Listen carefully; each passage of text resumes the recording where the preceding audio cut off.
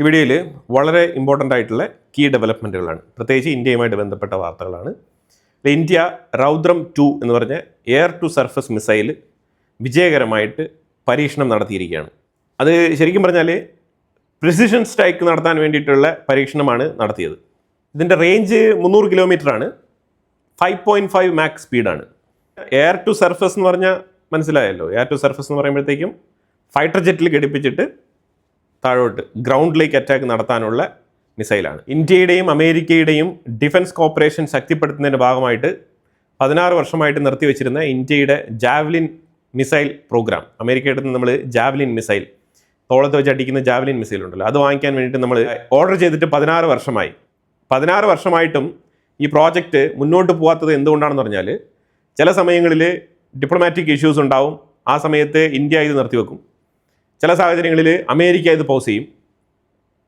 അപ്പോൾ അങ്ങനെയുള്ള സാഹചര്യങ്ങളിൽ ഇത് അങ്ങോട്ടും ഇങ്ങോട്ടും തടസ്സപ്പെട്ട് ഏതാണ്ട് 16 വർഷമായി ഈ ജാവലിൻ മിസൈൽ ഡീല് എങ്ങും എത്താതെ നിൽക്കുകയാണ്. ഈ സാഹചര്യത്തിലാണ് പീറ്റർ ഹെഗ്സെത്ത് ഇതുമായിട്ട് ബന്ധപ്പെട്ട് ഷാങ്ക്രില ഡയലോഗിൽ സിംഗപ്പൂരിൽ വെച്ചിട്ട് ഇതിനെക്കുറിച്ച് പരാമർശിച്ചത്.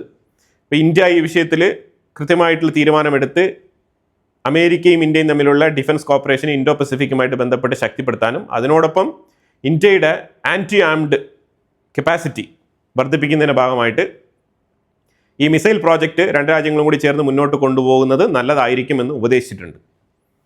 അത് ഉപദേശിക്കുന്നത് മാത്രമല്ല, ഇന്നലെ US കോൺഗ്രസ്സിൽ ഇതുമായിട്ട് ബന്ധപ്പെട്ട് പരാമർശിച്ചിട്ടുമുണ്ട്. എനിക്ക് തോന്നുന്നത് ഇന്ത്യ ഈ ജാവലിൻ മിസൈൽ വാങ്ങിക്കുമെന്നാണ് മനസ്സിലാക്കാൻ പറ്റുന്നത്. അമേരിക്കയുടെ FGM 148 കാറ്റഗറിയിൽ വരുന്ന ജാവലിൻ ആൻറ്റി ടാങ്ക് ഗൈഡഡ് മിസൈലാണിത്. ഇന്ത്യയുടെ മിനിസ്ട്രി ഓഫ് ഡിഫൻസ് പറഞ്ഞിരിക്കുന്നത്, റഫേൽ ഫൈറ്റർ ജെറ്റ് ഡീൽ മുന്നോട്ട് പോകുന്നതിൽ സന്തോഷം, പക്ഷേ ഇന്ത്യയുടെ എയർ കപ്പാസിറ്റി അല്ലെങ്കിൽ എയർ സുപ്പീരിയോറിറ്റി നിലനിർത്താൻ വേണ്ടിയിട്ട് ഈ റഫേൽ ഡീൽ മാത്രം പോരാ എന്നുള്ളതാണ് അഭിപ്രായം. ഇന്ത്യയും ഫ്രാൻസും കൂടി ചേർന്നിട്ട് $40 ബില്യൺ വർത്ത് വരുന്ന എയർക്രാഫ്റ്റിൻ്റെ പ്രോജക്റ്റാണ് ഇന്ത്യക്കുള്ളിൽ ഇൻഡിജീനിയസ് ആയിട്ട് നിർമ്മിക്കാൻ എഗ്രിമെൻറ്റ് സൈൻ ചെയ്തിരിക്കുന്നത്. ഇന്ത്യക്കുള്ളിൽ നിർമ്മിക്കുന്ന റഫേൽ ഫൈറ്റർ ജെറ്റിൽ ഇന്ത്യ റഡാർ സിസ്റ്റവും അതുപോലെ തന്നെ ഡിജിറ്റൽ ജാമേഴ്സും ഉൾപ്പെടുത്താൻ തീരുമാനിച്ചിട്ടുണ്ട്. ഇത് നമ്മുടെ കയ്യിൽ ഓൾറെഡി ഉള്ള റഫേൽ ഫൈറ്റർ ജെറ്റിനേക്കാളും എഫിഷ്യൻസി ആയിരിക്കും, റേഞ്ച് കൂടുതലും ആയിരിക്കും. അതായത് ജാമറുമായിട്ട് ബന്ധപ്പെട്ട വിഷയത്തിൽ ലിയാനാർഡോ ബ്രൈറ്റ് ക്ലൗഡ് എന്ന് പറഞ്ഞ ജാമറാണ് റഫേലിൽ നമ്മൾ ഉപയോഗിക്കുന്നത്. ഇത് ശരിക്കും ഡസാൾട്ടുമായിട്ട് കൺസൾട്ട് ചെയ്തിട്ട് അതിൻ്റെ റേഞ്ച് വർദ്ധിപ്പിക്കുന്നതുമായിട്ട് ബന്ധപ്പെട്ട് ഇന്ത്യ ഡിസ്കസ് ചെയ്തുകൊണ്ടിരിക്കുകയാണ്. കാരണം നമ്മുടെ കയ്യിൽ ഒരു ലോക്കൽ പ്രൊഡക്റ്റ് ഉണ്ട്. ആ പ്രൊഡക്റ്റ് ഇതിനകത്ത് ഇൻ്റഗ്രേറ്റ് ചെയ്യുന്നതുമായിട്ട് ബന്ധപ്പെട്ടാണ് ഡസാൾട്ട് റഫേലുമായിട്ട് ചർച്ച നടത്തിക്കൊണ്ടിരിക്കുന്നത്. റോൾസ് റോയ്സിൻ്റെ ഫൈറ്റർ ജെറ്റ് എഞ്ചിൻ മാനുഫാക്ചറിങ് ചെയ്യുന്ന കമ്പനി ഇന്ത്യയുടെ 5th ജെൻ ഫൈറ്റർ ജെറ്റുമായിട്ട് ബന്ധപ്പെട്ട് എഞ്ചിൻ സപ്ലൈ ചെയ്യാൻ വേണ്ടിയിട്ട് പ്രപ്പോസൽ മുന്നോട്ട് വെച്ചിട്ടുണ്ട്. ഇത് വെറും ഒരു 5th ജെൻ ഫൈറ്റർ ജെറ്റ് എഞ്ചിനുമായിട്ട് ബന്ധപ്പെട്ട ഒരു പ്രോജക്റ്റ് അല്ല, 10,000 പേർക്ക് തൊഴിൽ കൊടുക്കുന്നതുമായിട്ട് ബന്ധപ്പെട്ട് ഇന്ത്യക്കുള്ളിൽ നടപ്പിലാക്കാൻ ആഗ്രഹിക്കുന്ന ഒരു പ്രോജക്റ്റാണ്. ഈ പ്രോജക്റ്റ് യാഥാർത്ഥ്യമായി കഴിഞ്ഞാൽ 10,000 പേർക്ക് ജോലിയും കൂടി കിട്ടും.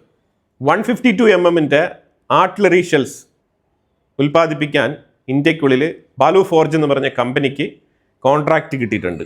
High precision strike capacity large calibre ammunition കാറ്റഗറിയിൽ വരുന്ന ആർട്ടിലറി ഷെൽസ് ആണ് നിർമ്മിക്കുന്നത്. ഇത് ശരിക്കും ഇന്ത്യയുടെ സെൽഫ് റിലയൻസ് ആത്മനിർഭർ ഭാരതിൻ്റെ കീഴിൽ വരുന്ന പ്രോജക്റ്റാണ്. 30,000 അമ്യൂണിഷൻസ് ആണ് ഒരു വർഷം കൊണ്ട് ഡെലിവറി ചെയ്യുന്നത്. 152 mm കാറ്റഗറിയിൽ വരുന്ന ആർട്ടിലറി ഷെൽസ്. ഈ ബാലു ഫോർജ് എന്ന് പറഞ്ഞ കമ്പനി കർണാടകയിലാണ് സ്ഥിതി ചെയ്യുന്നത്. ബെൽഗാവ് എന്ന് പറഞ്ഞ സ്ഥലത്താണ് ഇതിൻ്റെ യൂണിറ്റ് പ്രവർത്തിക്കുന്നത്. 30,000 എന്ന് പറയുന്നത് ചെറിയ നമ്പറാണ്. ഇതിൻ്റെ ഓർഡർ 1,00,000 വരെ പോകാനുള്ള സാധ്യതയുണ്ട്. കാരണം നിലവിൽ നീഡ് അത്രമാത്രമുണ്ട്. കാരണം പല സ്ഥലങ്ങളിലും യുദ്ധം നടന്നുകൊണ്ടിരിക്കുകയല്ലേ. അപ്പോൾ തീർച്ചയായിട്ടും ആവശ്യങ്ങൾ ഒരുപാടുണ്ട് എന്നുള്ളതാണ് ഇതിൽ നിന്ന് മനസ്സിലാക്കേണ്ടത്. മ്യാൻമറിൻ്റെ പ്രസിഡന്റിൻ്റെ ഇന്ത്യ സന്ദർശനം പൂർത്തിയായി.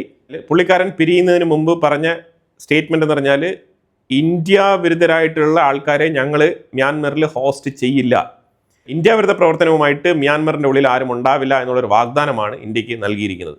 എനിവേ പല വാഗ്ദാനങ്ങളൊക്കെ തന്നിട്ടാണ് പോയിരിക്കുന്നത്. ഇനി എങ്ങനെയാണ് ഫർദർ ഡെവലപ്മെൻറ്റ്സ് ഉണ്ടാകുന്നത് എന്നതിനനുസരിച്ചിരിക്കും ബാക്കി കാര്യങ്ങൾ.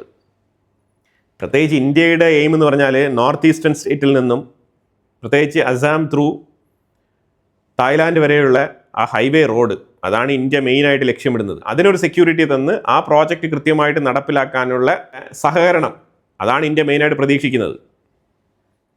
കാലഭൈരവ എന്ന് പറഞ്ഞ് വിളിക്കുന്ന ഇന്ത്യയുടെ AI powered drone long endurance compact drone എന്നാണ് ഇതിനെ നമ്മൾ വിശേഷിപ്പിക്കുന്നത്. Bangalore based flying wedges defence and aerospace എന്ന് പറഞ്ഞ കമ്പനിയാണ് ഇതിൻ്റെ നിർമ്മാണത്തിൻ്റെ പുറകിൽ പ്രവർത്തിച്ചിരിക്കുന്നത്. Medium altitude long endurance drone ആണിത്. മെയിൽ എന്നാണ് ഇതിനെ ഷോർട്ട് ഫോം ആയിട്ട് വിളിക്കുന്നത്. ഫ്ലൈയിങ് കേപ്പബിലിറ്റി നിയർലി 3000 കിലോമീറ്റർ, നിർത്താതെ പറക്കാനുള്ള capacity, long endurance, precision strike capability, high ആക്യുറസിയാണ്. പിന്നെ പ്രത്യേകത എന്ന് പറഞ്ഞാൽ AI driven decision making capacity. അത് ഒബ്ജക്റ്റിനെ കണ്ട് വിലയിരുത്താനുള്ള കപ്പാസിറ്റി ഡ്രോണിന് തന്നെ ഉണ്ട്. വരുന്നത് മനുഷ്യനാണോ അല്ലെങ്കിൽ ഏതെങ്കിലും വാഹനമാണോ, ഇത് അറ്റാക്ക് ചെയ്യേണ്ട ഒബ്ജക്റ്റ് ആണോ എന്നുള്ളതൊക്കെ കൃത്യമായിട്ട് കണ്ടെത്താനുള്ള വിലയിരുത്താനുള്ള കപ്പാസിറ്റിയുള്ള ഡ്രോൺ. ഈ കമ്പനി ഇത് നിർമ്മിച്ചിരിക്കുന്നത് ശരിക്കും എക്സ്പോർട്ട് ലക്ഷ്യമാക്കിക്കൊണ്ടാണ് കേട്ടോ. ഡിഫൻസ് മേഖലയിലുള്ള വ്യാപാര താല്പര്യമാണ് ഇതിൻ്റെ പിന്നിൽ. ഇന്ത്യ ലഡാക്കിൽ geothermal power plant inaugurate ചെയ്തിരിക്കുകയാണ്. 1400 അടി ഉയരത്തിലാണ് ഈ പ്ലാന്റ് സ്ഥിതി ചെയ്യുന്നത് ലഡാക്കിൽ. 1 മെഗാവാട്ട് ഉൽപ്പാദന ശേഷിയുള്ള പൈലറ്റ് പവർ പ്ലാന്റ് ആണിത്. ഈ പ്രോജക്റ്റ് ഒരു മൈൽ സ്റ്റോൺ ആയിട്ടാണ് ഇന്ത്യ കണക്കാക്കുന്നത്. പ്രത്യേകിച്ച് 14,000 ഫീറ്റ് ഉയരത്തിൽ സ്ഥിതി ചെയ്യുന്ന ഈ ഒരു പ്ലാന്റ് ശരിക്കും ഒരു മൈൽ സ്റ്റോൺ തന്നെയാണ്. ഇന്ത്യയുടെ ജൂപ്പിറ്റർ ടാട്രാവാഗോൻക എന്ന് പറഞ്ഞൊരു കമ്പനി 3000 കോടിയുടെ ഒരു പാക്ട് സൈൻ ചെയ്തിട്ടുണ്ട്. ഇത് ഇന്ത്യക്കുള്ളിലല്ല, ഇത് ഒരു ഇൻ്റർനാഷണൽ ഡീലിങ്സ് ആണ്. ഡീല് സൈൻ ചെയ്തിരിക്കുന്നത് സ്ലോവാക്യ എന്ന് പറഞ്ഞ രാജ്യവുമായിട്ടാണ്. പ്രത്യേകിച്ച് 10 വർഷത്തെ കരാറാണ്. ഈ 10 വർഷത്തിൻ്റെ ഉള്ളിൽ 50,000 റെയിൽവേ വീൽ സെറ്റുകൾ ഡെലിവറി ചെയ്യാൻ വേണ്ടിയിട്ടുള്ള കോൺട്രാക്റ്റാണ് സ്വന്തമാക്കിയിരിക്കുന്നത്. 3000 കോടിയുടെ കരാറാണ്. ഒഡീഷയിലാണ് ഈ പ്രോജക്റ്റ് നടപ്പിലാക്കുന്നത്. ഇന്ത്യയുടെ 350 km/h വേഗതയിൽ സഞ്ചരിക്കുന്ന ബുള്ളറ്റ് ട്രെയിൻ പ്രോജക്റ്റ് 2027 ട്രയൽ നടക്കും. 2028 പ്രോജക്റ്റ് യാഥാർത്ഥ്യമാകും എന്നുള്ള തരത്തിലാണ് ഇപ്പം വാർത്തകൾ വരുന്നത്. തികച്ചും ഈ പ്രോജക്റ്റ് 2026 തന്നെ നടപ്പിലാവേണ്ട പ്രോജക്റ്റാണ്. എന്തുകൊണ്ടോ കാലതാമസം നേരിടുന്നുണ്ട്. ഓൾറെഡി ഇന്ത്യയിൽ 280 km/h ബുള്ളറ്റ് ട്രെയിന് വേണ്ടിയിട്ടാണ് കംപ്ലീറ്റ് ഡിസൈനും ചെയ്തിരിക്കുന്നത്. അപ്പോൾ ഇതിൻ്റെ നെക്സ്റ്റ് ജെൻ എന്നുള്ള നിലയിലാണ് 380 km വേഗതയിലുള്ള ബുള്ളറ്റ് ട്രെയിനുമായിട്ട് ബന്ധപ്പെട്ട പ്രോജക്റ്റ് നടപ്പിലാക്കാൻ B28 എന്നുള്ള പേരിൽ 27 ട്രയൽ നടത്താനും 28 ഫസ്റ്റ് പ്രോജക്റ്റ് ഇനിഷ്യേറ്റ് ചെയ്തതിന് ശേഷം വിവിധ നഗരങ്ങളിലേക്ക് ഇതിൻ്റെ എക്സ്പാൻഷൻ ഉണ്ടാവും എന്നാണ് പ്രതീക്ഷിക്കുന്നത്. RBIയുടെ ഒരു പുതിയ തീരുമാനം, പോളിമർ നോട്ട് പ്രിന്റ് ചെയ്യാനുള്ള തീരുമാനം. പോളിമർ നോട്ട് എന്ന് പറഞ്ഞാൽ ഇപ്പോൾ UAE പോളിമർ നോട്ടാണ്, യൂറോപ്പിൽ യൂറോ കംപ്ലീറ്റ് പോളിമർ നോട്ടാണ്. ഈ പോളിമർ നോട്ട് പ്രിന്റ് ചെയ്ത് കഴിഞ്ഞാൽ പിന്നെ ഈ നോട്ടിൻ്റെ ലൈഫ് കൂടുകയാണ്. അതായത് അത്ര പെട്ടെന്ന് നനയുകയോ ചുരുങ്ങുകയോ കീറിപ്പോവുകയോ ചെയ്യാത്ത രീതിയിൽ ഉപയോഗപ്പെടുത്താൻ പറ്റും. അപ്പോൾ അതുകൊണ്ട് നമുക്ക് റീപ്രിൻറ്റിങ് കോസ്റ്റ് കുറയ്ക്കാം. അപ്പോൾ അത് പരീക്ഷണാടിസ്ഥാനത്തിൽ RBI 10 രൂപയുടെയും 20 രൂപയുടെയും പോളിമർ നോട്ട് പ്രിന്റ് ചെയ്യാൻ തീരുമാനിച്ചിട്ടുണ്ട്. വൈകാതെ തന്നെ നമ്മുടെ കൈകളിലേക്ക് അത് ATM-ലൂടെ എത്തും, അല്ലെങ്കിൽ ബാങ്കിലൂടെ എത്തും. 10ൻ്റെയും 20ൻ്റെയും നോട്ടാണ് പ്രാഥമികമായിട്ട് പ്രിന്റ് ചെയ്യാൻ തീരുമാനിച്ചിരിക്കുന്നത്. ഇതിനിപ്പോൾ 10ൻ്റെ 20ൻ്റെയും മാത്രം പ്രിന്റ് ചെയ്യേണ്ട ആവശ്യമൊന്നുമില്ല.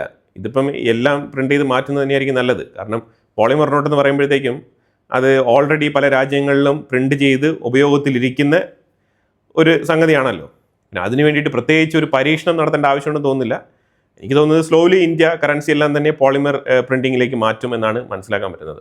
അതിൻ്റെ ആദ്യഘട്ട നടപടിക്രമമായിട്ടാണ് ഈ 10ൻ്റെയും 20ൻ്റെയും നോട്ട് റീപ്ലേസ് ചെയ്യാൻ തീരുമാനിച്ചിരിക്കുന്നത്.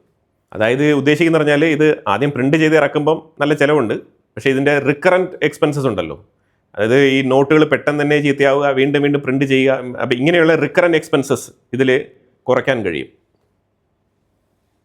വളരെ നിർണായകമായിട്ടുള്ള കുറച്ച് കീ ഇൻഫർമേഷൻസ് ആണ് നമ്മൾ ഈ വീഡിയോയിൽ പങ്കുവച്ചത്. ഇതിനെക്കുറിച്ചുള്ള അഭിപ്രായങ്ങൾ കമൻറ്റ് ബോക്സിൽ രേഖപ്പെടുത്തുക. കൂടുതൽ വാർത്തകളുമായിട്ട് അടുത്ത വീഡിയോയിൽ വരാം. Thank you so much.